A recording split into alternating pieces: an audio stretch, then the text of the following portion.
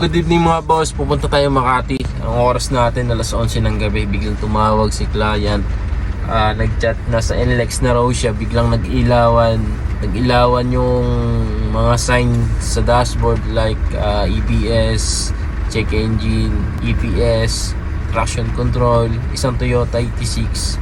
Nag-ilawan niya na habang nagbabiyahe siya sa NLEX papuntang Makati. Ngayon pupuntahan natin sa Makati.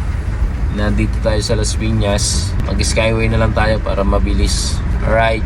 Okay, nandito na tayo. Ito na yung 86 natin mga boss. So, ayan yung nakailaw. Itong traction control, EBS, as EPS. Tapos, itong handbrake sign.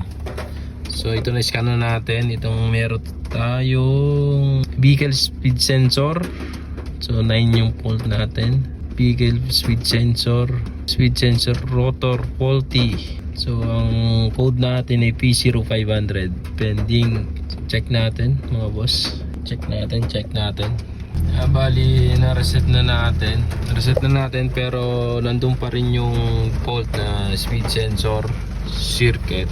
Possible yung speed sensor nito may damage, yung either wire o kaya naman ay yan na boss, na-reset na natin pero hindi pa rin nawawala tong vehicle speed sensor A circuit.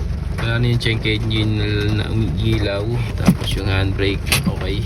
Ngayon i-check natin, susubukan natin makita tong silip natin kaso umuulan. Masilip tong rear right na wheel bearing. Check natin baka mamaya or yung sensor.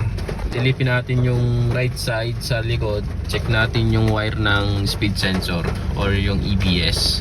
Alam mo boss. Bali nabura na natin yung yung isa. Ito lagi lumalabas talaga to eh. Pero yung isang speed sensor nabura na natin.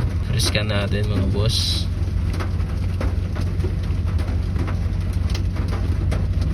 Okay, wala na.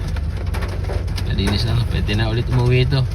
Nabot pa tayo ng ulan. Anong oras natin? Alas 12 na mga boss. Okay, let's go. Uwi na tayo.